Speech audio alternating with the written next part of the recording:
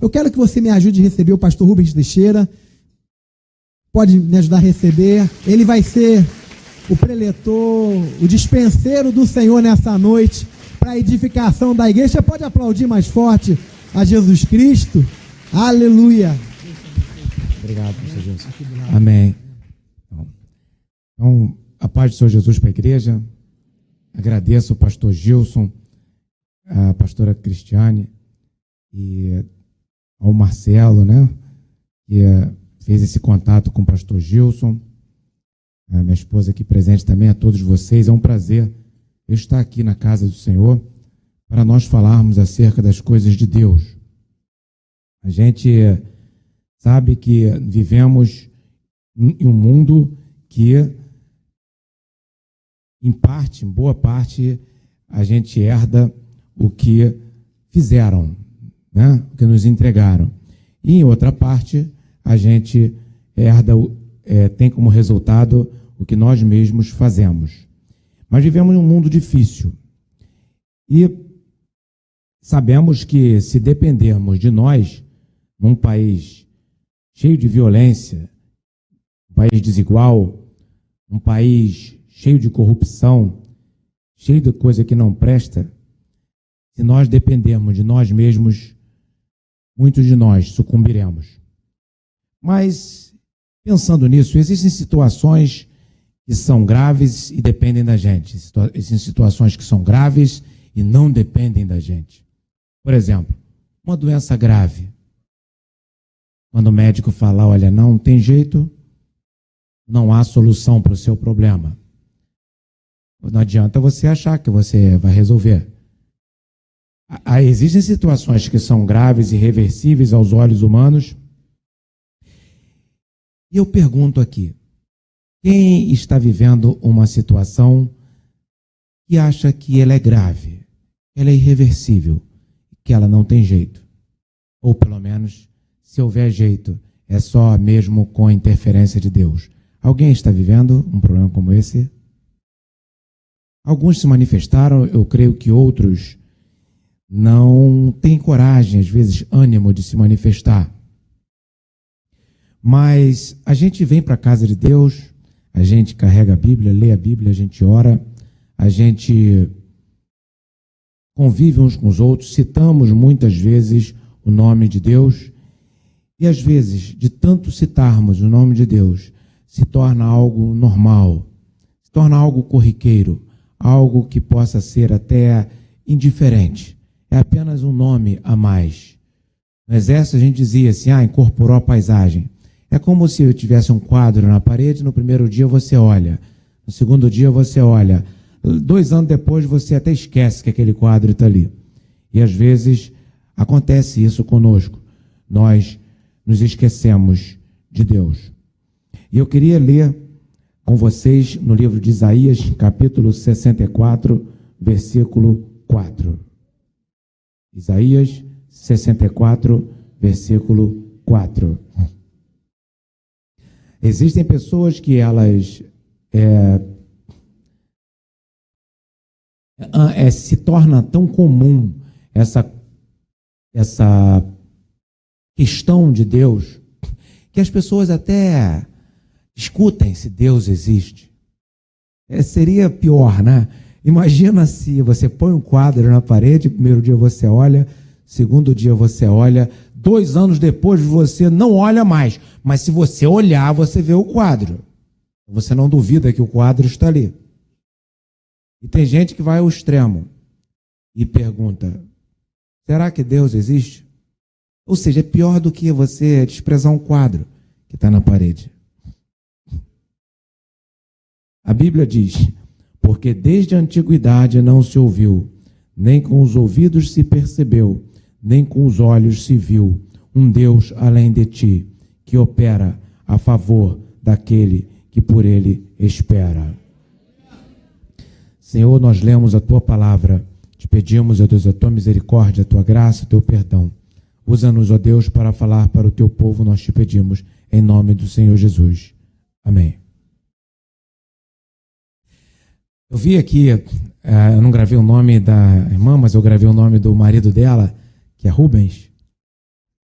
sei porque eu gravei tão rápido. E ela vai para a Alemanha. E ela está fazendo um doutorado na área científica. E eu fico imaginando, as crianças entram na escola, e quando eu entrei na escola, eu me lembro que ainda no ensino médio, eu via alguns professores falando coisas que confrontavam o que a Bíblia dizia. Eu já tinha lido a Bíblia toda com 9 anos de idade. Eu sabia que Deus existia e cria que Deus existia.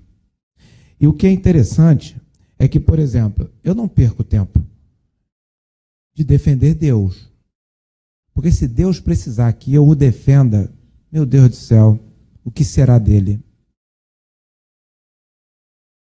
E a Bíblia não manda eu defender Deus. Eu, pelo menos, nunca encontrei nada aqui na Bíblia que me encorajasse a defender Deus. Eu nunca vi. E se eu visse, eu ia ficar tentando entender como é que eu ia cumprir essa ordem. Deus, ele não precisa que eu o defenda.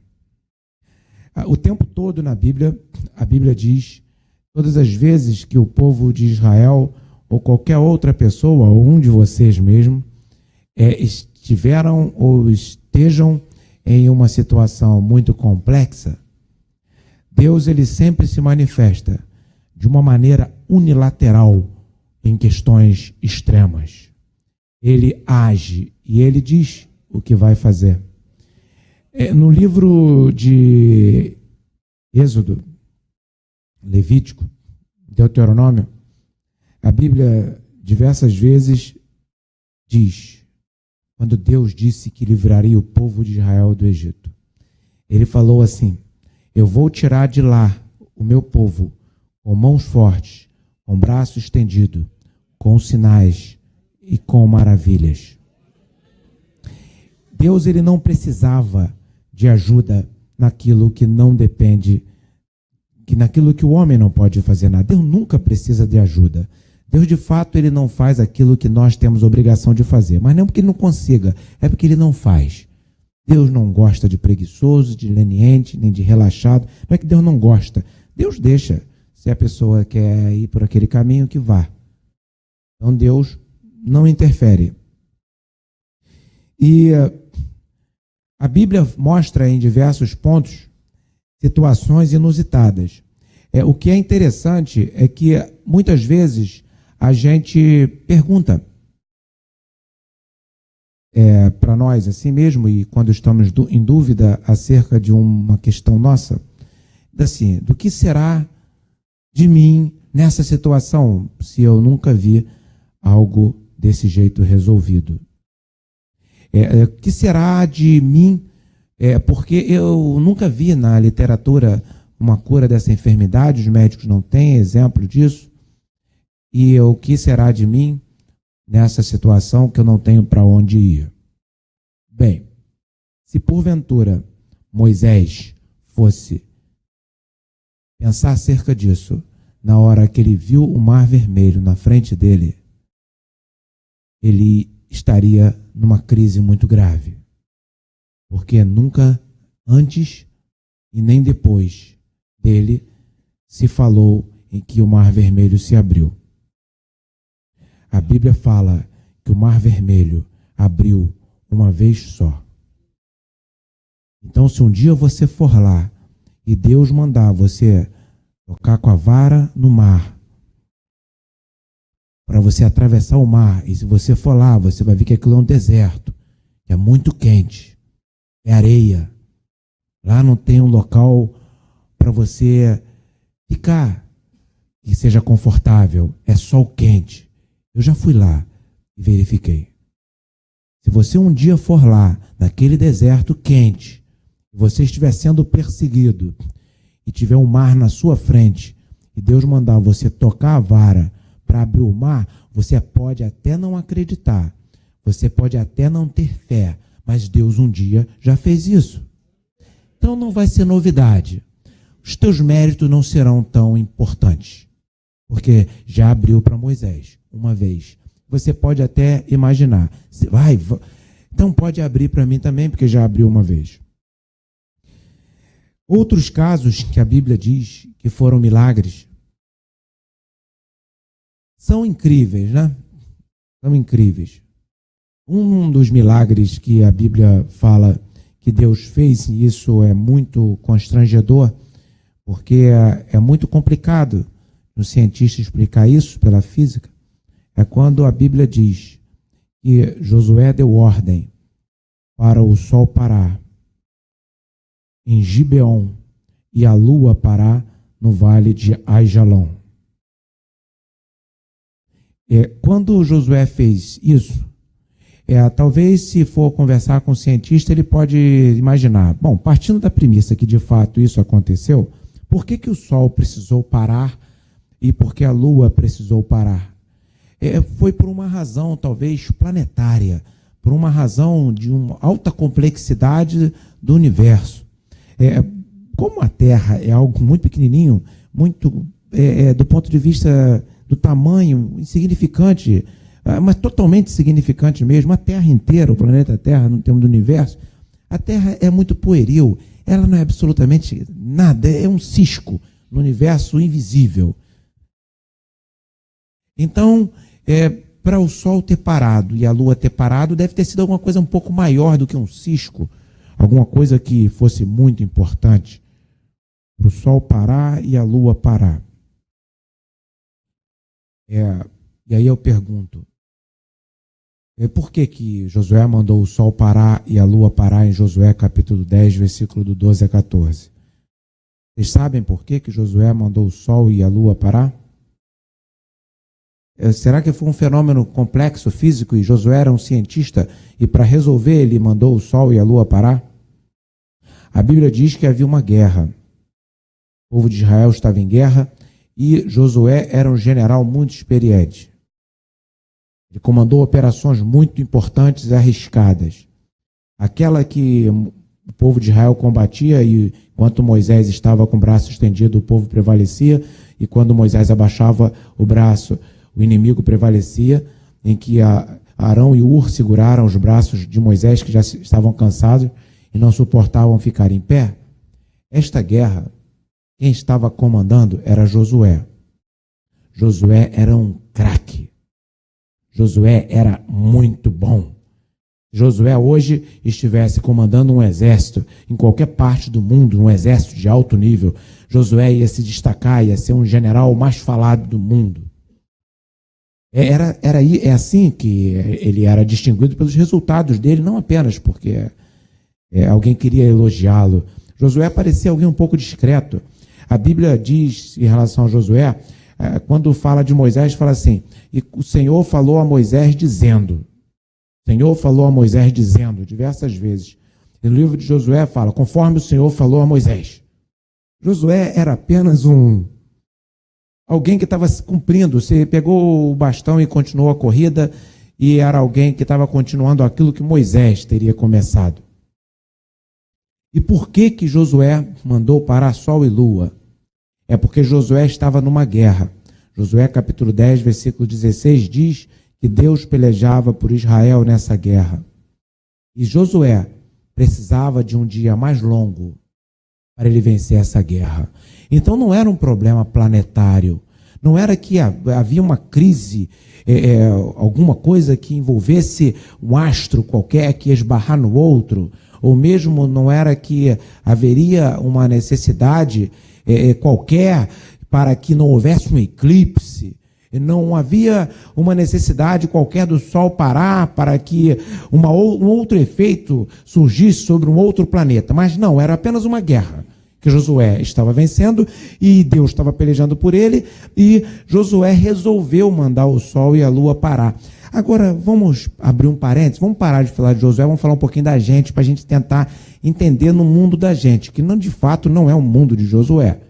Josué era o Josué. Eu, por exemplo, eu não faria isso. Confesso que eu fui treinado para a guerra, eu tenho 10 anos de cursos militares, fui formado pela 8ª melhor escola de formação de oficiais do mundo, que é a Academia Militar das Agulhas Negras, pelo Instituto Militar de Engenharia, que é o melhor curso de engenharia civil e voltado para a guerra também do Brasil, ele é o melhor e se destaca a nível internacional, e também tem o mestrado em engenharia nuclear pelo Instituto Militar de Engenharia. Falei tudo isso para dizer para vocês que eu não faria isso que o Josué fez com todos esses cursos. E talvez se Josué vivesse no meu tempo, ele não teria feito esses cursos.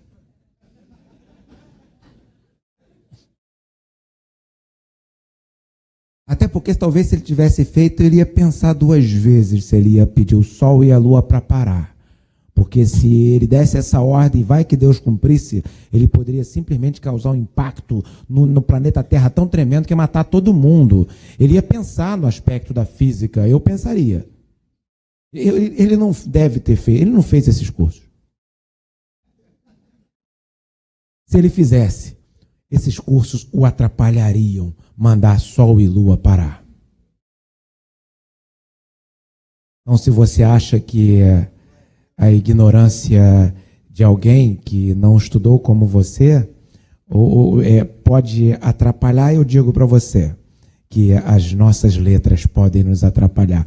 Aliás, eu nunca vi letra levar ninguém a Deus. Eu já vi afastar.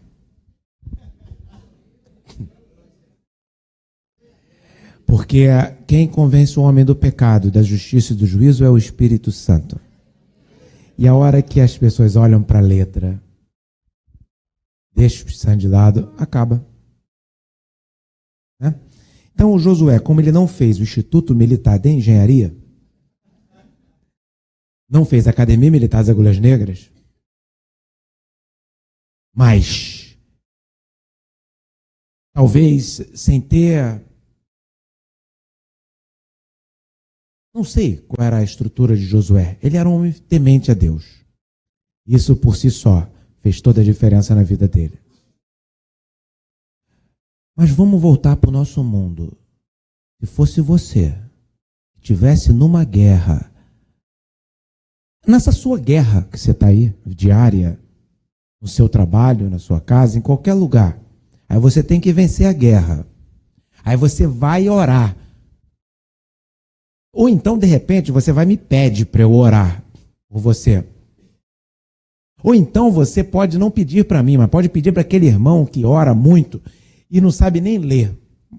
E aí esse irmão é capaz de fazer que nem Josué. Se esse irmão vai, ou essa irmã, vai e faz a seguinte oração. Sol, para ali no Pão de Açúcar. E lua, para ali nas proximidades de Itaguaí. Enquanto essa pessoa aqui resolve o problema dela. Porque se fosse para um de nós clamarmos a Deus durante a guerra, a Bíblia diz que Josué precisava de um dia maior para vencer a guerra. Por isso que ele mandou o sol e a lua parar, podia ficar mais longo. Então, se fôssemos um de nós, como é que nós provavelmente oraríamos? Ah, Senhor, dá-nos a vitória antes que o dia se encerre. É porque a Bíblia diz que Deus pelejava por Israel no versículo 16 do capítulo 10 de Josué. Então, por que Josué não falou, Senhor, dá-me a vitória antes que o dia se encerre? Concorda? Vocês acham que Josué era meio idiota?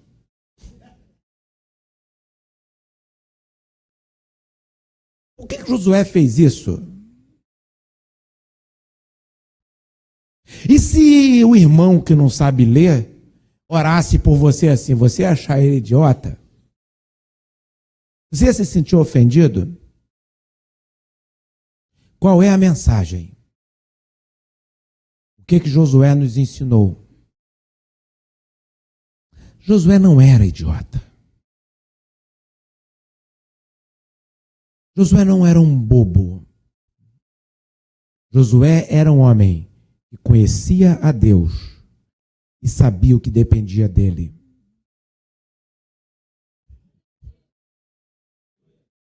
Tem coisa que depende de Deus. É aquela questão grave que você não sabe se vai ter solução. É parar sol e lua. E tem coisa que depende de nós. Vencer a guerra dependia de quem? Do povo de Israel, que estava sob o comando de Josué. Mas só que Josué fez a conta, ele era um estrategista, ele não ia conseguir vencer até o final do dia. E ele não quis transferir para Deus a responsabilidade da diferença. Ele poderia falar, Senhor, me ajuda, me dá força, me dá graça, me ajuda a ser mais rápido, mais eficiente. Eu descobri uma manobra mais específica para eu derrotar os meus inimigos. Não, ele fez o mais comum. Senhor, deixa eu vencer com a força do meu braço, o que depende de mim. Eu só peço que tu faça algo para me ajudar. Pare o sol e a lua. Aliás, ele mandou o sol e a lua parar. Porque quem sabe, se ele consultasse a Deus, Deus não ia fazer isso, talvez. Deus ia fazer algo mais prático, eu não sei. Ele mandou o sol e a lua parar e Deus fez o quê? Ele falou a falada.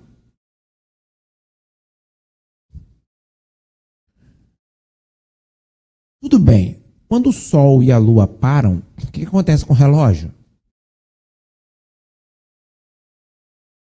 Tem que parar, tá certo? Senão, daqui a um pouco vai ficar um negócio esquisito. Quando for, por exemplo, meia-noite, o sol vai estar em cima. Aí depois, quando tiver que amanhecer, o sol se esconde. Aí fica o contrário, não é? Fica meio confuso o dia. Vocês acham estranho que o sol pare? Quantas vezes a Bíblia diz que o sol parou?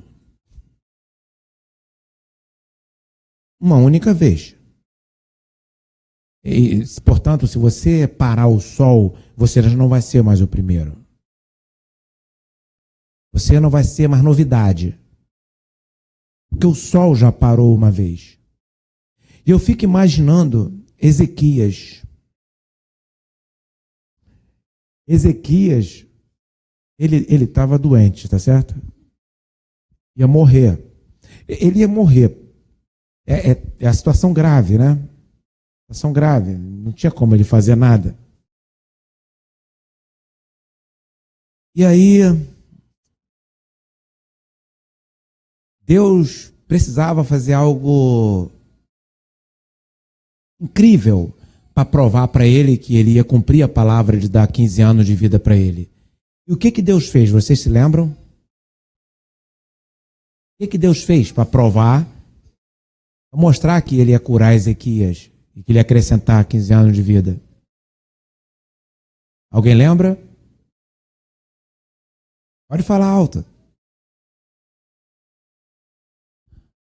Fez voltar o relógio de Acais em 10 graus. Ou seja, fez pior do que parar o sol e lua. Fez o tempo andar para trás. Porque se o tempo andar para frente, não adianta o relógio de Acais 10 graus. O relógio anda para frente mesmo, não é? Andou só mais rápido. Será que andou mesmo? Será que foi fez o relógio andar para trás. É pior do que parar sol e lua.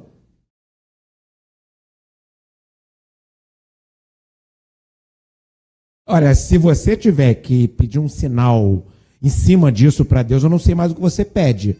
Porque parar o relógio já parou. Voltar o relógio para trás já voltou. Tu vai pedir o que agora? Qual o sinal que você quer mais incrível cientificamente?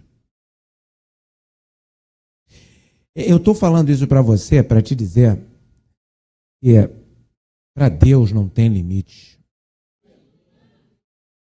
E as pessoas que ficam discutindo se Deus existe ou não, é de uma bestialidade científica enorme. Eu estou falando agora, não é mais o Rubens Teixeira crente. Eu estou falando agora o Rubens Teixeira que lida com ciência. Algum cientista que afirma que Deus existe, que Deus não existe, ele é um idiota. Desculpa. Porque a ciência não prova que Deus não existe. E uma vez, um ateu meio desinformado, e aqui eu não quero falar mal dos ateus, eu tenho amigos que são ateus, e eu os considero, eu não vou desrespeitá-los. Existem ateus que me respeitam, e eu digo que a maioria, céticos, agnósticos, eu não posso ofendê-los só porque eles não creem em Deus. Eu não sei porque eles não creem em Deus. Mas teve um ateu desavisado que ele foi falar que Deus não existia, e eu falei para ele, se você quiser falar cientificamente, prova que Deus não existe. Aí ele me achou meio idiota. Ele falou assim, mas não, você que tem que provar que Deus existe. Eu falei, eu não preciso te provar. Eu não quero te provar. Eu não tenho o menor interesse de te provar. Eu creio que Deus existe, isso é problema meu. E se você acha que Deus não existe, quer provar isso, já que você se acha um cientista muito bem informado, embora talvez você não tenha nenhum curso que lhe qualifique para isso, mas digamos que você seja, em outras palavras, eu quis dizer isso para ele. Se você quiser botar ciência na história, prove que Deus não existe. Não, porque a ciência não prova negativamente. Eu falei, quem te falou isso, pô? Se na própria física e na matemática existe sinal de existe e não existe. Ora, se existe o sinal de não existe, é porque a ciência prova que algo não existe. Mas a ciência não prova negativamente. Sério? Sério? Não prova negativamente? Ok. Na Idade Média e muitos locais, comunidades científicas do passado, acreditava-se que a Terra era o centro do universo. Até achava-se que a Terra era plana. Era a ciência. Era o que a ciência achava. Embora Isaías diz que Deus assenta-se sobre o globo da Terra. Escrito 700 anos antes de Cristo. Quem achava isso não lia a Bíblia. Ou pelo menos não acreditava na Bíblia. Aí depois, percebeu-se que não era a Terra o centro do universo. Então a ciência provou negativamente que a Terra não era o centro do universo, mas sim era o Sol. Mais à frente, a ciência evoluiu um pouco mais e negou que aquilo que ela afirmava, provou negativamente que o Sol não era o centro do universo. E agora, a ciência, nem sabe onde é que é o centro do universo, porque também não sabe onde é que é o início nem o fim. Então a ciência tinha certezas que hoje viraram incertezas. Eu tenho algum problema contra a ciência? Absolutamente que não, porque eu também não sou idiota. A ciência é algo interessantíssimo. Os aviões voam por conta de projetos científicos. Eu estou falando aqui e minha voz está sendo aumentada sem nenhum fio aqui, porque tem uma ciência, olha ali, me filmando e transmitindo, não sei nem para quem. Tá certo? Porque é algo científico. Ora,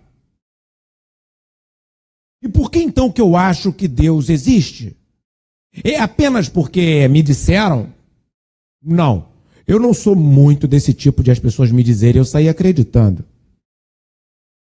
Porque as pessoas mentem, as pessoas enlouquecem, as pessoas têm problema psiquiátrico, dizem que vem coisa e não vem nada.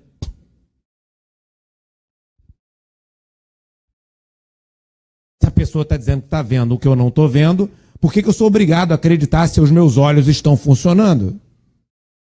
Vocês concordam? Então eu não sou obrigado a acreditar em nada que eu não estou vendo. Por que eu sou obrigado a acreditar em algo que eu não estou vendo?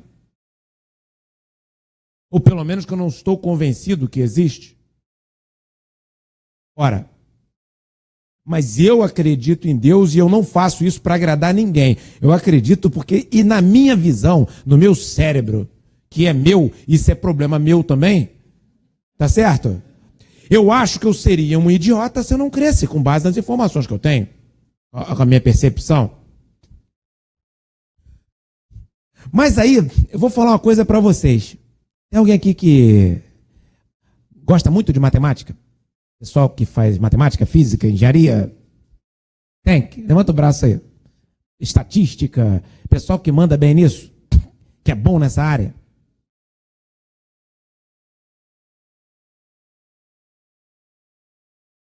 Então vocês vão entender direitinho o que eu vou falar agora. Se eu pegasse esse livro aqui e perguntasse para todos vocês aqui, estou com o livro na minha mão, Desatando Nó do Brasil, o que eu vou fazer com esse livro?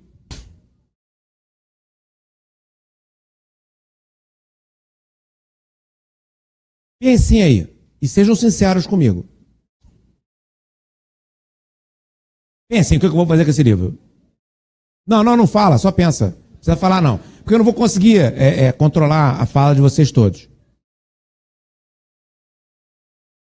Pensaram, não pensaram?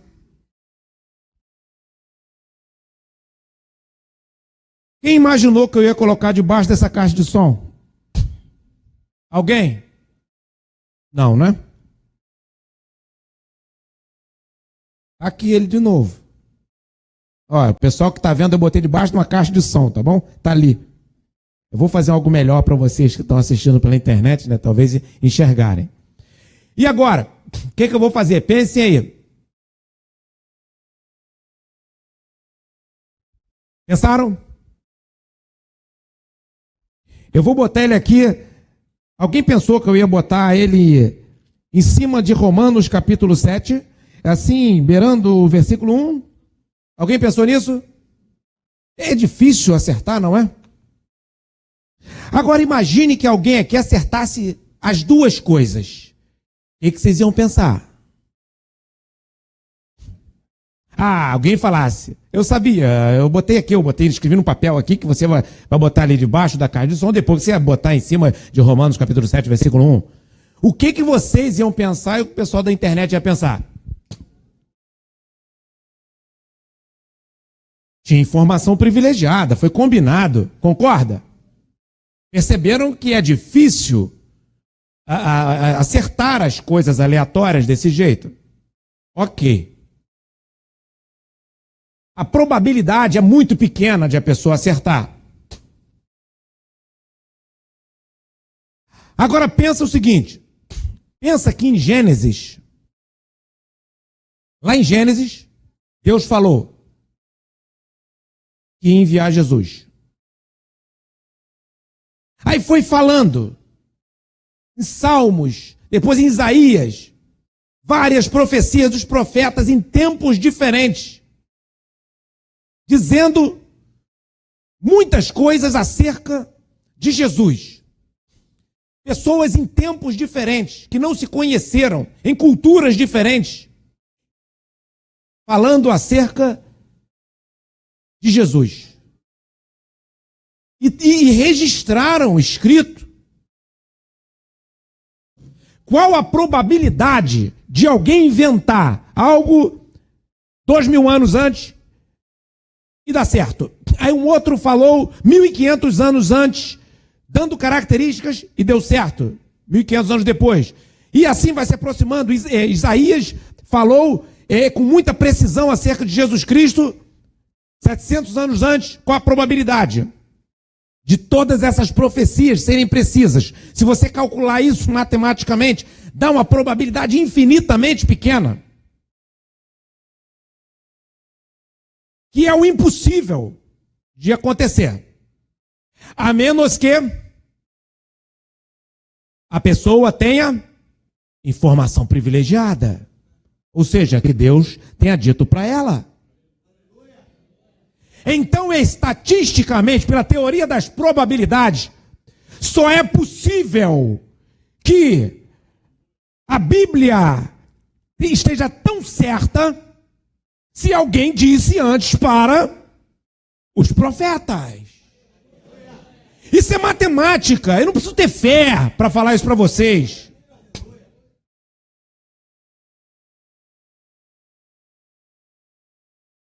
Quem disse? Alguém pode falar, foi um raio, foi não sei quem. Sim, você pode achar que foi uma formiguinha que falou, sei lá o quê, eu não sei.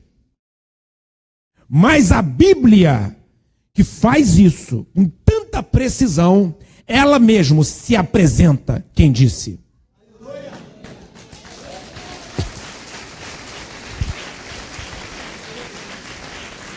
Glória a Deus.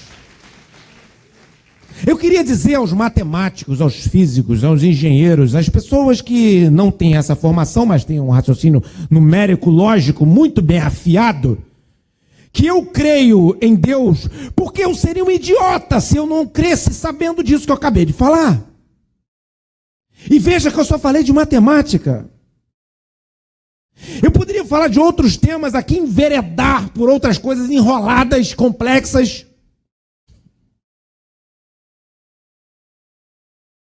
Perceberam como existem muitos argumentos? E eu estou tentando pegar um argumento que seja fácil dialogar com pessoas de formações diferentes.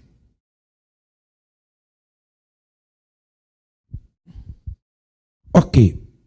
Então, eu só estou querendo dizer que as pessoas dizem que não acreditam em Deus, e eu acho isso uma coisa assim, muito difícil de a pessoa se convencer se ela conhecer o que está na Bíblia. A Bíblia é muito mais citada do que lida. Bem, então a Bíblia, ela se defende, ela é a verdade. A Bíblia fala que há um Deus que ele é soberano e impõe a sua vontade. A Bíblia fala que, só para a gente poder ter uma ideia geral e passarmos por um aspecto, tem pessoas aqui que podem não conhecer Jesus, e até assistindo pela internet, a Bíblia fala, depois que eu dizer por que eu creio, apenas um argumento, eu poderia usar outros, mas eu não vou ficar usando todos, senão meu tempo acaba. A Bíblia fala que Deus criou um homem chamado Adão. Por esse homem entrou o pecado no mundo. A Bíblia fala que por um outro homem chamado Jesus, o pecado foi neutralizado. A Bíblia fala que não há homem que não peque, que todos pecaram e destituídos estão da glória de Deus. A Bíblia fala que pela graça sois salvos mediante a fé. E isto não vem de vós, é dom de Deus. Não vem pelas obras para que ninguém se glorie. Eu quero dizer que o melhor presente aqui, a melhor pessoa presente aqui ou me assistindo, o melhor de todos, o mais correto, o mais sensato, o mais sábio, pelos seus méritos, é um condenado. Tudo que você é, tudo que você tem, tudo que você apresenta, todos os seus resultados não servem para nada se o assunto for salvação. Nada. Se você é muito santo e tem muita convicção disso,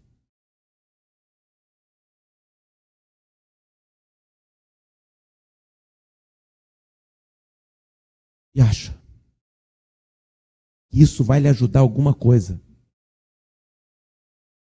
sem Jesus você não é nada. Ah, mas e as pessoas então são iguais? Não. Quem tem o Espírito Santo de Deus, ele reage de forma diferente às circunstâncias. A pessoa que tem o Espírito Santo de Deus, ela não vive conforme o mundo. Quem tem Jesus não anda conforme o mundo. Eu quero dizer que nós não temos mérito. Não há nada que você possa fazer para você ser salvo. Só Jesus tem essa autoridade. Só Ele.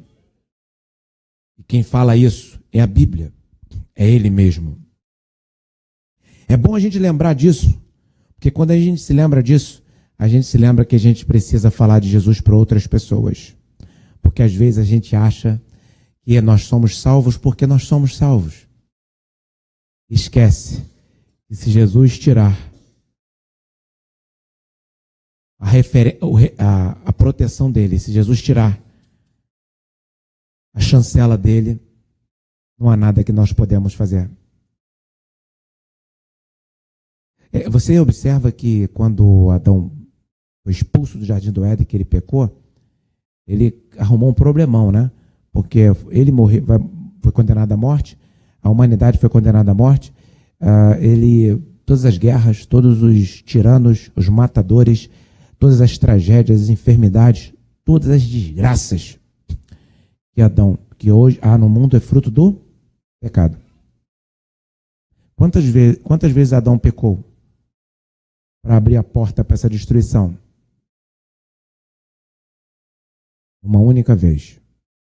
Agora você pensa no número de pecados que eu e você cometemos.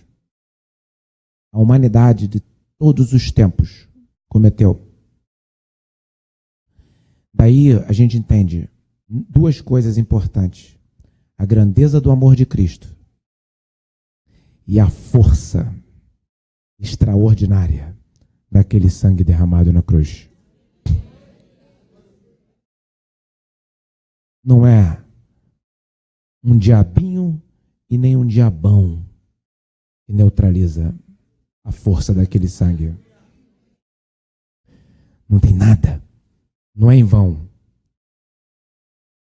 que a Bíblia diz que foi-lhe dado um nome que está sobre todo nome, a qual todos um dia se dobrarão, querendo ou não, acreditando nele ou não, todos um dia se dobrarão perante ele.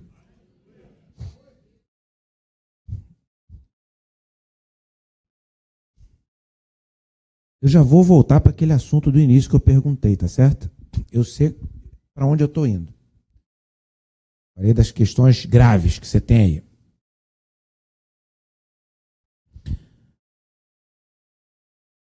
Deus tem várias maneiras de falar. A Bíblia fala de várias maneiras que Deus usou para falar. Usou os profetas, usou pessoas, usou uma mula, vento. Mas teve um homem, todos aqueles que tentaram desrespeitar a Deus, confrontar a Deus, se deram muito mal. E teve um que foi muito longe, chamado Belsazar. Para esse, Deus não usou Balaão, foi uma mula, né? Mas uma mula tem boca, tem língua, emite som. É razoável, né? E uma mula, se estimulado ali a boca da mula nos fonemas certos, pode falar. Tecnicamente é só uma questão de física, né? A língua dela, tal. Mas um dia, Deus não quis usar uma mula, porque ele estava falando com uma, que era Belsazar. E Deus usou uma mão e falou em outro idioma ainda. A Bíblia diz que tinha um homem chamado Daniel. Daniel, gente, era sinistro. Eu vou falar uma coisa para vocês. No livro O Príncipe de Maquiavel, Maquiavel cita 3 reis, 3 príncipes que mais bem-sucedidos foram no poder. Porque o livro O Príncipe ensina como se manter no poder. Até que ele quis ensinar o príncipe da época um presente que ele quis dar de como se manter no poder. E aí ele cita 3 exemplos de todos os tempos. Esse livro foi escrito, acho que no final do século XV. De todos os tempos. Ele cita dentre os 3 2 nomes. O primeiro é Moisés. E ele fala assim, alguém pode dizer que Moisés recebia de Deus as informações. Quem falou foi Maquiavel, não sou, só estou repetindo. Mas ele teve a graça de receber de Deus as informações. Maquiavel que falou. O outro que ele citou foi Ciro. Aí eu fiquei imaginando, será que foi o Ciro que Daniel trabalhou para ele? Porque olha só, Daniel foi levado a cativo por Nabucodonosor. Não foi? Depois Nabucodonosor, detalhe, ele foi levado cativo. Nabucodonosor passou o reinado dele para quem? Para Belsazar, que era sobrinho dele. Aí eles eram babilônicos. Aí o Império Persa foi invadir o Império Babilônico e tomou o Império Babilônico. Não foi a oposição que ganhou a eleição. Foi o império poderosíssimo que dominou o outro. Quando a oposição ganha a eleição, o que ela faz com a situação? Pega os principais quadros e substitui, concorda? Mas quando um império violento domina outro império violento, ele pega os principais e faz o quê? Mata, ou escraviza mais ainda, enfim. Mas alguém deve ter dado a dica para Ciro. Ó, se tu for matar todo mundo, tem um cara aí chamado Daniel, não mata esse cara não, senão tu vai matar teu próprio reinado. Gente, Daniel era demais. Quer ver? Você sabe, ô Daniel, concurso público que ele passou. Vou mostrar para vocês aqui. Vocês estão acreditando, não? Quando eu leio nisso, eu fico assustado. Daniel, capítulo 1, versículo 4. Olha o que o rei, olha em que concurso que Daniel e aqueles três foram para a fornalha passaram. Olha só. Jovens em que não houvesse defeito algum.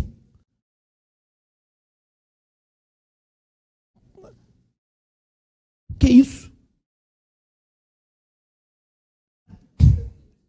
De boa aparência, tinha que ser bonito. Se fosse para fazer o IME, precisasse disso, eu estava fora. Dotado de sabedoria, inteligência, conhecimento e ser bom de cérebro.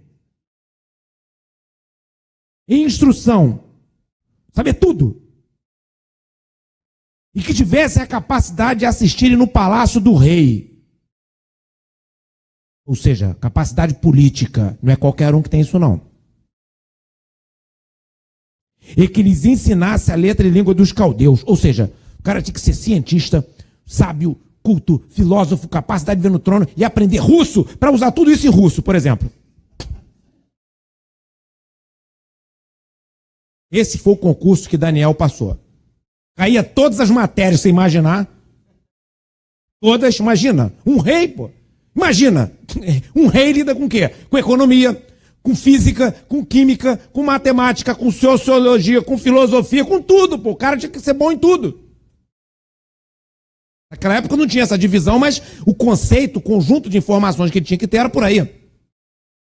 E depois a capacidade de aprender um outro idioma para usar tudo aquilo que ele sabe em outro idioma. Tá certo? Esse era Daniel. Aí Daniel ficou com Nabucodonosor, Belsazar. Aí o Império Persa invadiu, o Ciro foi e fez o quê? Alguém deve dar a dica, ó. Deixa esse cara aí, não joga fora não, não mata não, meu irmão, porque tu vai arrumar problema. Até porque ele serve um Deus lá, que tem um negócio lá que tu não sabe o que vai acontecer contigo se tu matar ele. Melhor não matar, trata bem. Aí depois Ciro veio Dario. Aí arrumaram o problema para Daniel. Daniel, quando foi para a cova dos leões, já era idoso.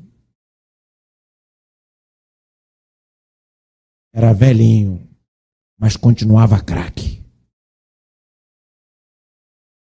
Agora vamos cá para nós. Por que Daniel foi pego? Ele foi orar onde? No quarto dele, de janela aberta. Primeiro, não dava para ele fechar a janela?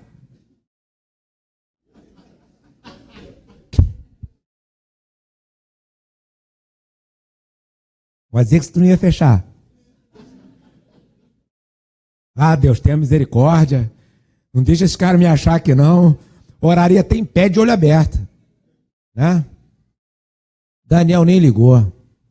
Abriu a janela, foi orar e deixou ser visto. Quer me pegar, me pega.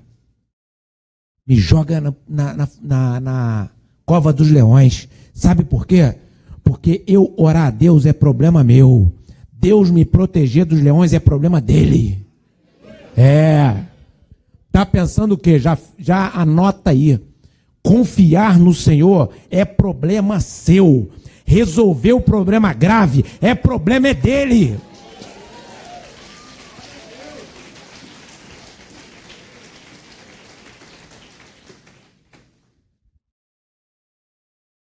Ou você confia ou não, tu tá perdido. Ainda mais você que tá com um problema grave, desculpa, mas olha, eu fui chamado no INCA, Instituto Nacional do Câncer, para falar no evento sobre tratamento paliativo de doente terminal.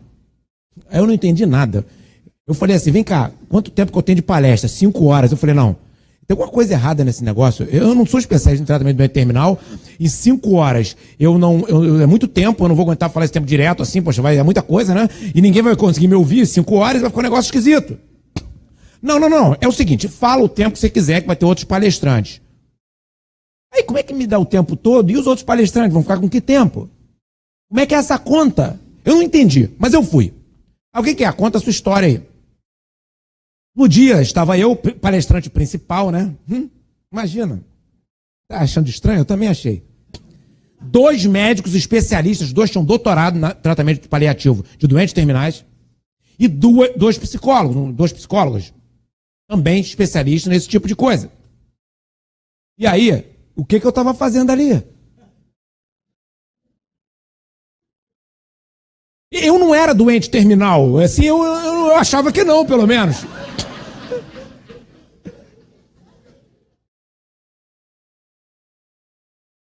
E o que aconteceu? Depois, aconteceu o pior de tudo. Me botaram no centro de uma mesa, 2 de um lado, 2 de outro, para me sabatinar.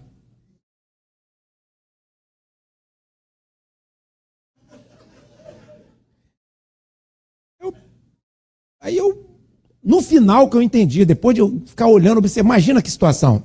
Eu entendi. Eles queriam saber como eu lidava com o sofrimento. Por causa da minha história, as circunstâncias que eu já passei, que eu passo às vezes. E aí um médico perguntou assim para mim, um especialista daquele. Olha, eu fiquei com alegria, com raiva, com ódio, tudo misturado enquanto você estava falando. Por causa das circunstâncias pelas quais você passou, da sua vida. Aí ele falou assim, eu queria te perguntar uma coisa. Se você vai falar com um doente terminal acerca da sua convicção, de que você crê, e ele olha para você e fala, não acredito em nada do que você está falando. O que você diz para ele? Eu falei assim, eu vou olhar para ele e vou falar assim, infelizmente, eu não posso fazer nada por você. Infelizmente, se você não crê nisso, eu não sei nem o que te dizer.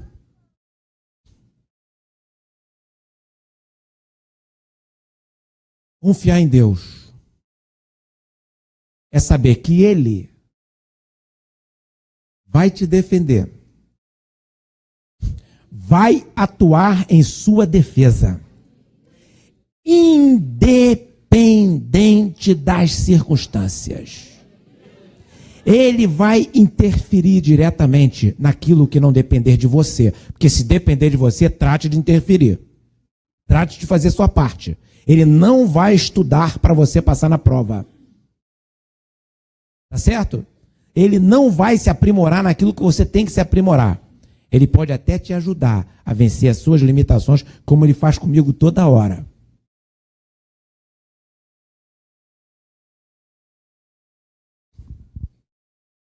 Então, jogaram o velhinho na cova dos leões. O que aconteceu? Nada. Imagina que aberração. Os leões não quiseram comer Daniel. Dario deve ter passado uma vergonha, ainda bem que ele falou assim, não que ele acredita. Ele foi lá na cova de leões e falou, ó, quando ele foi lançar Daniel, o Deus a quem tu continuamente serves, ele te livrará da boca dos leões. Quando você crê no Senhor, até as pessoas que não creem sabe que você vai ser protegido. É incrível isso.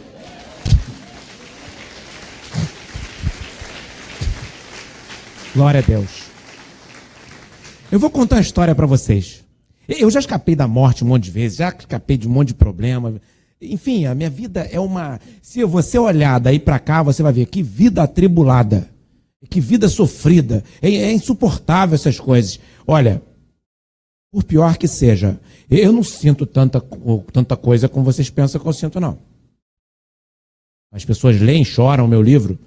Deus, Ele me dá graça para eu suportar. E quando eu era tenente do Exército, eu estava sendo muito ameaçado. E tinha um capitão que era meu chefe e que me ameaçou também. Eu tomava conta do paiol, eu era oficial de tiro do batalhão, do Rei, aqui na Vila Militar. E eu estava sendo muito ameaçado. Eu sabia que eu tinha toda a chance de morrer a qualquer hora. Chance altíssima. Por conta dos enfrentamentos que eu estava fazendo. Esse capitão era um bandido, só que ninguém sabia, ninguém tinha certeza. E eu enxergava isso com certa clareza, o comportamento dele. Mas eu também não tinha muita certeza do que ele fazia. E um dia eu falei assim, eu vou comprar uma arma. É porque eu era oficial do Exército, todos os meus colegas tinham arma, o único que não tinha era eu. E eu atirava bem, aliás, eu atiro bem. Tanto com fuzil quanto com pistola. O dia que eu falei assim, eu vou comprar uma arma, porque para mim isso é normal. E se me der uma arma, eu lido com muita naturalidade, eu só não tenho arma, eu só não ando armado. Eu não ando armado por uma convicção. O dia que eu fui comprar uma arma, como se fosse um raio, veio do céu e... Meu cérebro, se você comprar arma, vai estar abrindo mão da segurança de Deus. E aí eu não comprei, fiquei com medo danado, mas não comprei. E eu sob forte pressão, passei no IME nessas condições, inclusive, Deus me ajudou. Lá pelas tantas, um colega meu, tenente, também foi assassinado, cheio de tiro na cabeça, a mando desse capitão. Deixe estar que eu, num determinado momento, eu fui transferido para ser subordinado dele. E um colega sumiu do batalhão, que estava na função. E eu fui contar essa história no quartel-general da Polícia Militar, no Comando-Geral da Polícia Militar do Rio de Janeiro. E eu estava indo embora, um camarada veio atrás de mim, fardado, falou, doutor Rubens, tá lembrado de mim? Eu falei, lembro, você serviu comigo em 1992 e o seu nome é fulano de tal. Aí ele falou assim, sabe essa história que você falou? Eu falei, sei. Lembra que eu era o tenente que comandava o pelotão e eu fui tirado às pressas, transferido do batalhão e botaram você no meu lugar? Eu lembro. E o capitão queria me matar, ele tinha dito que queria me matar. E aí me transferiram, meu tio era major, me ajudou a ser transferido, só sabia disso eu e o comandante, que era o coronel. E botaram você na minha função, mas ninguém te contou nada. Eu já estava sendo ameaçado, eu tinha sido colocado numa função de um cara que saiu ameaçado, eu confrontei o cara e ninguém me contou. E esse colega teve coragem de contar, e ele não contou como um homem comum, ele me contou, porque ele completou a frase. Ele falou assim, eu via você lendo a Bíblia, e naquela época eu não conhecia Jesus. E eu falei, com o Rubens ele não arruma nada.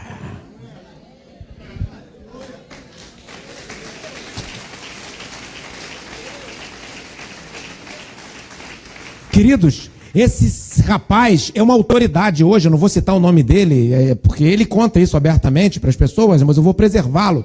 Ele é uma autoridade hoje. E ele fala isso para todo mundo.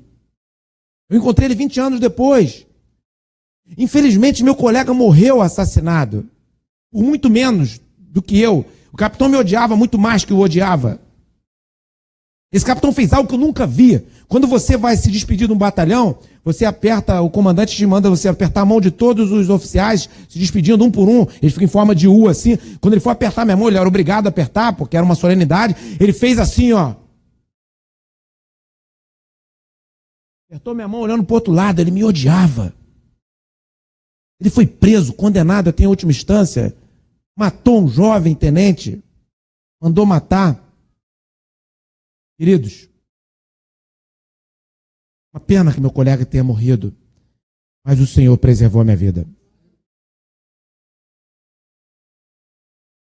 Eu poderia contar 1000 outros exemplos, vários outros exemplos para vocês. Mas eu digo uma coisa. Isaías 64, versículo 4. Porque desde a antiguidade não se ouviu, nem com os ouvidos se percebeu, nem com os olhos se viu um Deus além de ti, que opera a favor daquele que por ele espera. Louvado seja o nome do Senhor Jesus. Glória a Deus. Você não precisa confiar em mim. Você não precisa acreditar no que eu estou falando como pessoa. Você não precisa olhar para mim e ver em mim um referencial. Você não precisa de nada disso. Você pode esquecer o meu nome, que não vai fazer diferença na sua vida. Mas não se esqueça. Deus, sob qualquer ângulo que você queira olhar, Ele é poderoso. Ele é o Senhor da história. Se Deus mandar um raio aqui agora e me matar, Ele não vai perder nada. Ele não vai perder a reputação dele. Ele não vai perder o respaldo dele. Ele não vai perder a aprovação dele. Se Deus me destruir de qualquer forma que Ele escolher, Ele não será nem um pouquinho menor. Se Ele me fizer apodrecer com alguma enfermidade grave em cima de uma cama, Ele continuará sendo o que é. Ele não precisa de mim para ser o que é. Ele é Senhor. Ele faz as coisas porque Ele quer. São os seus desígnios. Confiar nele, nós confiamos porque nós somos totalmente dependentes dele. Quer Ele nos atenda, quer Ele não nos atenda. Quer Ele faça o que nós queiramos, quer Ele faça o oposto. Mas já pensou? Um personagem tão poderoso, totalmente poderoso, trabalhar para um de nós, só porque a gente espera nele? Que generosidade, que amor extraordinário esse, justo para mim, eu não mereço. Que Deus trabalhe para mim, por quê? Depois de tudo que eu já falei que eu acho? Mas Ele faz isso. Então, eu queria terminar. No final ali, eu tenho alguns livros que eu trouxe, né? Os irmãos sabem que eu sou escritor, as 25 leis bíblicas de sucesso, que já está em 15 países, Como vencer quando você não é o favorito, que está no Brasil, na Inglaterra, Sociedade com Deus, Desatando o Nó do Brasil, tem minha biografia. Tem alguns livros que eu trouxe ali no final. Se os irmãos quiserem adquirir, eu vou estar ali para autografar, tá? Já conversei com o pastor. Eu queria orar, vamos abaixar nossas cabeças. Senhor Deus, muito obrigado, Senhor, por esta oportunidade em que, ó Deus, estamos aqui na Tua casa, falando de Ti. Tu és Senhor sobre todas as coisas. Tu és o Deus que nos defende, que nos protege. Tu és o Deus eterno, Deus que cura, Deus que resolve qualquer problema, inclusive aqueles que nós mesmos criamos. Senhor Deus, precisamos de Ti. Nós somos limitados, somos falhos, mas confiamos na grandeza do Teu nome. Confiamos, ó Deus, no Teu poder. Sabemos, ó Deus, que Tu não tens nenhuma obrigação de fazer nada.